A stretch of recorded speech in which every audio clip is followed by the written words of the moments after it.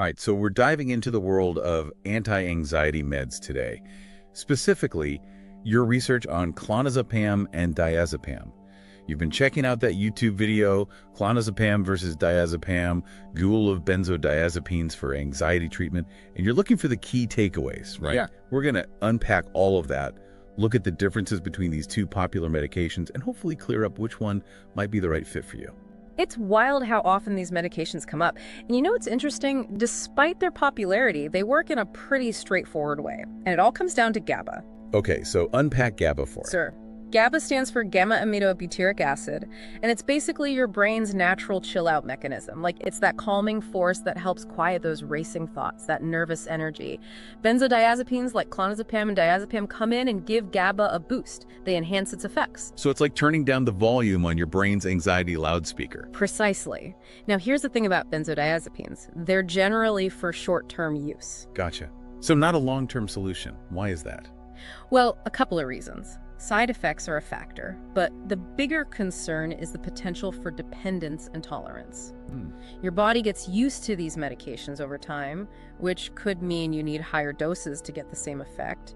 And if you stop taking them suddenly, you could experience some rough withdrawal symptoms. Makes sense. It's not as simple as just like popping a pill and poof, your worries vanish. Exactly. It's more strategic, like using them as a bridge to manage those acute anxiety spikes while you're exploring longer-term solutions like therapy or lifestyle changes. They're a tool in the toolkit, but not the whole toolbox, you know? Okay, so let's zoom in on clonazepam, aka Klonopin. This one seems to be the go-to for people dealing with panic disorder. What makes it so effective for that? Clonazepam often takes the lead for panic disorder because of its staying power. Longer half-life than diazepam, meaning it hangs around in your system for a while. We're talking 30 to 40 hours.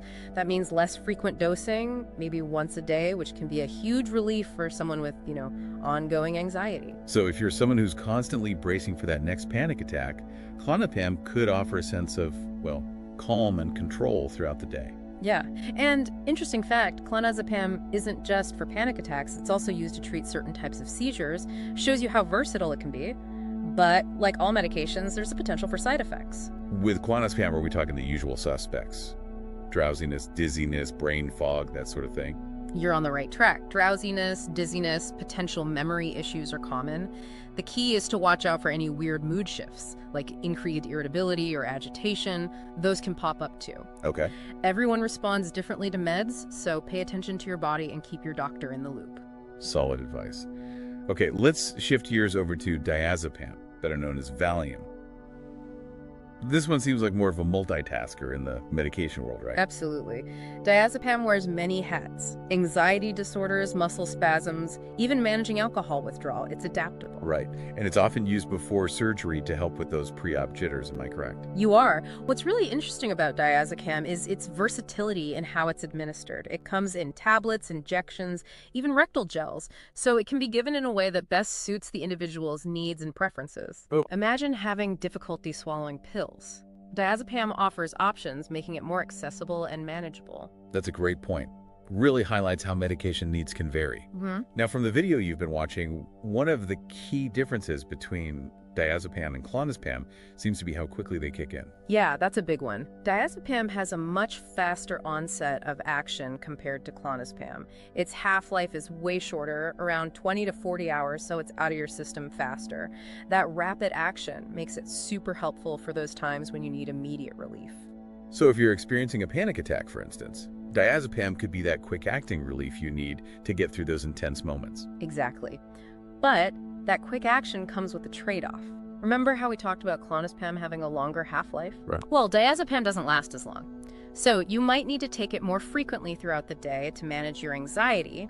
And of course, like any medication, diazepam has potential side effects. So with diazepam, we're looking at side effects like? The common ones are drowsiness, dizziness, confusion. You might also experience impaired coordination. It's really important to be careful combining diazepam with alcohol or opioids. Okay. That can increase the risk of respiratory depression, which can be serious. Good to know. Okay, so we've got clonazepam, the long-lasting option, and diazepam, the quick-acting solution, both with their own pros and cons. How do you even begin to choose between the two? So we're essentially choosing between a marathon runner and a sprinter with these two medications. What factors should someone consider when making this decision? It all boils down to finding the right fit for your needs, your lifestyle. It's like picking the right tool for a job. You wouldn't use a hammer to tighten a screw, right? Right. You need the right tool for the task. Exactly. So say you're someone who's dealing with frequent panic attacks, or you have generalized anxiety that kind of lingers throughout the day. Clonazepam's longer half-life might be a good fit, provides that steady, extended relief, helps you feel more, balanced and in control, like a gentle hand guiding you through the day. Whereas diazepam is more like that trusty fire extinguisher. Yeah. You keep it on hand for those sudden flare-ups of anxiety when you need to quickly regain control. Exactly. But here's the thing. Everyone responds to medications differently. What works wonders for one person might do absolutely nothing for another, like finding the right pair of shoes. Comfy for one person, pinches the other. No magic formula, no one-size-fits-all. Yeah. Really about working with your doctor, figuring out the best approach. They might even suggest, hey, try both medications, under my guidance, of course, and see what feels better for your body. Totally. And this is where things get interesting, because while medications like Clonazepam and Diazepam can be really helpful for managing anxiety symptoms, they don't actually address what's causing the anxiety in the first place. It's like putting a bandage on a wound without cleaning it out. Right. It's about going beyond symptom management and looking at those deeper layers, like why is this anxiety here? Exactly. Think of it this way. Medications can be like a buoy keeping you afloat, but you still need to learn how to swim to actually reach the shore. That's where therapy comes in. And there are so many different types of therapy. I've read a lot about cognitive behavioral therapy being really effective for managing anxiety. CBT is fantastic. It's like having that insightful friend who helps you see things from a different perspective. It helps you challenge those negative thoughts, those behaviors, those things that can fuel anxiety, like rewiring your brain's pathways, right? Replacing anxious thoughts with more balanced, helpful ones. And then there's exposure therapy, which, I'll be honest, at first sounded kind of intimidating. I get it. The name can sound scary. But it's actually super effective, especially for folks struggling with phobias or panic disorder. Imagine gradually facing your fears in a safe environment, like dipping your toes into the pool instead of diving headfirst. Your brain starts to realize, hey, this thing I was afraid of, it's not actually that scary, and that anxiety response, it loosens its grip. So it's like retraining your brain to respond differently to those triggers. It's crazy how adaptable our brains are. It really is. And here's something even more interesting. Beyond therapy, there's a whole world of lifestyle changes that can seriously impact anxiety.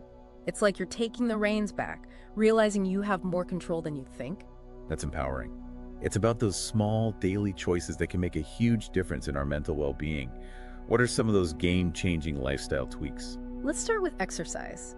It's amazing what a good workout can do for your mood, your stress levels. I can second that. Yeah. Like hitting the reset button on your mind and body. Exactly. Physical activity gets those feel-good chemicals flowing.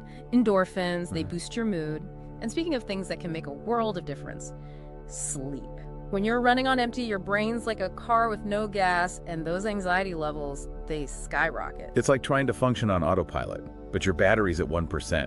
Yep. Everything feels a million times harder. You got it. Establishing healthy sleep habits, a regular sleep schedule, a relaxing bedtime routine, that can be a game changer for managing anxiety. It's about giving your mind and body that time to recharge and reset. Makes you realize how connected everything is, right?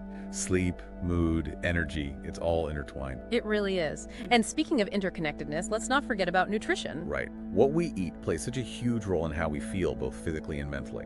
Exactly. It's not about counting calories. It's about giving your body the nutrients it needs, fueling your mind and body, right? So we're talking fruits, vegetables, lean proteins, all the good stuff that gives our bodies the building blocks for optimal well-being. You got it. And while we're on the topic of things that can affect anxiety, let's talk about those sneaky culprits: caffeine and alcohol. Ooh, yes. They might seem tempting at the time, but they can really mess with your anxiety levels down the line. Absolutely. Caffeine is a stimulant, so it can really ramp up those anxious feelings. And alcohol, while it might feel like it takes the edge off at first, it can actually disrupt your sleep and make anxiety worse over time. It's like they offer this temporary illusion of relief, but ultimately just make things worse. Moderation is key, or even like cutting them out completely. Right. And beyond diet, there are those simple but powerful stress management techniques. Those can make a huge difference. Like what? Give us the tools. Well, have you tried meditation or deep breathing exercises? Just taking a few minutes to step away from what's stressing you out and focusing on your breath, those can be incredibly grounding. Like little mental vacations. Hit the pause button, reset. Exactly. It's about incorporating those little mindful moments into your day. You tune in to your body, quiet your mind, and just find some peace. And you know what often gets overlooked when we talk about anxiety? What's that? Social connection. It's true. Sometimes just talking to someone who gets it, who understands, can make a world of difference. It's so powerful, whether it's a therapist, a support group, a good friend, a family member, having that space to share what you're going through, your fears, your vulnerabilities, it can really help with those feelings of isolation. We crave connection, it's in our nature, nurturing those relationships, profound impact on your well-being. And shifting gears a bit, one thing I find interesting is how often we get so caught up in managing anxiety that we forget to, make space for joy. That's such a good point. It's like we're so busy putting out fires that we forget to actually tend to the garden. Yeah. It's so easy to get caught in that cycle. We forget about those things that actually make us feel good. It's true. We're so busy putting out fires, we forget to water the flowers. But here's the thing. Those activities, those passions, those connections, they're not just extras. They're key to building a life that can actually handle those anxiety waves. So it's about taking back your power, your life, and remembering you are not your anxiety. You got it. Yeah. You're a whole person with passions, interests, a story. When you invest in those things that light you up, that's how you build resilience. Like you're building a fortress from the inside out, so you can weather any storm. Beautiful way to put it. It's about taking charge of your well-being. You have more control than you think. And, bringing it back to Clonazepam and Diazepam, important to remember, they offer relief, yeah, but they're not meant to be a forever solution on their own. Right. Like they're super helpful for those tough moments, but not a permanent fix. Exactly. Imagine a crutch, right? Helps you when you've sprained your ankle, but eventually you want to walk on your own. That's why that conversation with your doctor is so crucial. They're like the guides helping you navigate this whole anxiety thing. Exactly. They can help you figure out the ins and outs of different medications, what other treatments are out there, and create a plan that might include medication, therapy, lifestyle changes, coping skills, the whole 9 yards. Finding that unique combo that clicks for you, that makes you feel more in control. Absolutely. And as we wrap up our deep dive here, this thought keeps coming back to me. Beyond the medications, the therapy, the coping skills, what really lights you up? What makes you smile? What makes you feel alive? Such a good question. There's more to life than just managing anxiety, right? Yeah. There's joy, passion, purpose. It's all out there. It is. So as you navigate anxiety, remember to nurture those sparks of joy, those passions that make you you. Those are the keys to a life of meaning, purpose, well-being. It's all connected. And that's a wrap on another deep dive. Huge thanks to our expert for breaking down this complex topic. Make sure you like and subscribe to stay updated on all our future episodes. Until next time.